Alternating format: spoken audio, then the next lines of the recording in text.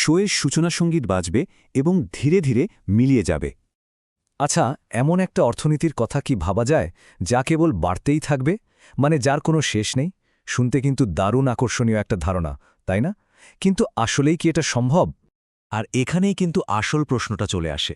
আমরা কি এমন এক অফুরন্ত অর্থনৈতিক প্রবৃদ্ধি পেতে পারি যেটা আমাদের এই সুন্দর গ্রহটাকে, আমাদের পরিবেশকে কোনোভাবেই ক্ষতিগ্রস্ত করবে না? চলুন আজকের এই আলোচনায় এই জটিল বিষয়টার গভীরে যাওয়া যাক। পুরো ব্যাপারটা সহজে বোঝার জন্য চলুন একটা খুব সাধারণ উপমা ব্যবহার করি। একবার ভাবা যাক, আমাদের এই বিশাল অর্থনীতিটা আসলে একটা সুন্দর বাগান।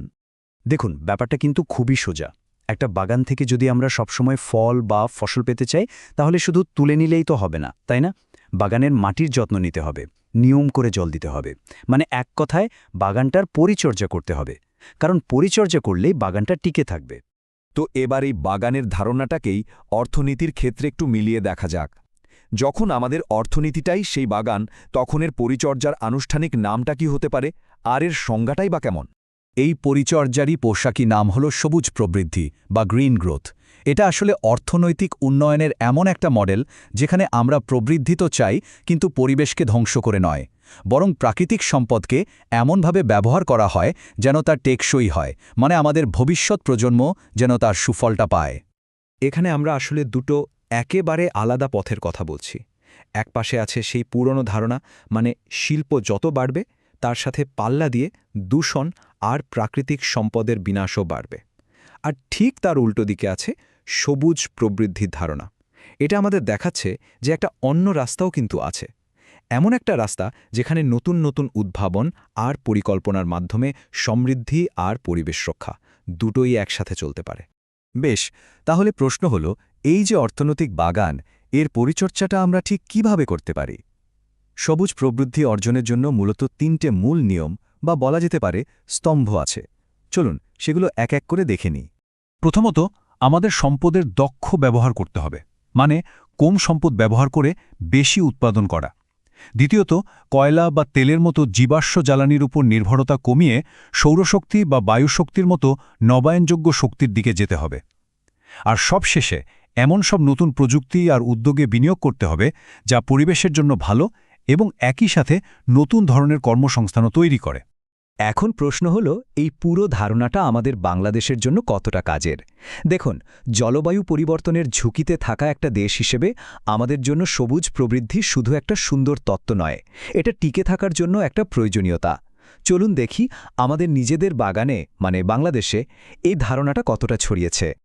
বিদ্যুৎ খাতে সোলার হোম সিস্টেমের ব্যাপক প্রসার, আমাদের শিল্প খাতে, বিশেষ করে টেক্সটাইল খাতে পরিবেশবান্ধব গ্রিন ফ্যাক্টরি তৈরি, পরিবহনে মেট্রো রেল বা ইলেকট্রিক গাড়ির ব্যবহার, এমনকি কৃষিক্ষেত্রেও কিন্তু জৈব সার আর আধুনিক সেচ পদ্ধতির ব্যবহার হচ্ছে। এই সবগুলোই বাংলাদেশের সবুজ প্রবৃদ্ধির দারুণ সব উদাহরণ। আর এই তথ্যটা কিন্তু আমাদের সবার জন্যই বেশ গর্বের।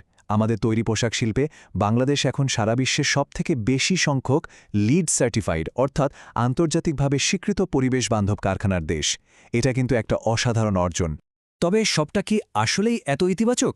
না, এখানে একটা বেশ বড় চ্যালেঞ্জও কিন্তু আছে। আচ্ছা, সেই বাগানের উপমাটাতেই যদি আবার ফিরে যাই, কি হবে যদি মালি শুধু যত্ন করার ভান করে? মানে বাইরে থেকে দেখলে মনে হবে দারুণ যত্ন নিচ্ছে, কিন্তু আসলে তার উদ্দেশ্যটা একদমই ভিন্ন। ঠিক এই জায়গা থেকেই গ্রিন ওয়াশিং নামের ধারণাটা চলে আসে। অনেক সমালোচক আর পরিবেশবিদদের মতে সত্যিকারের অসীম প্রবৃদ্ধি আর পরিবেশ রক্ষা, এই দুটো জিনিস আসলে একসাথে চলা সম্ভবই না।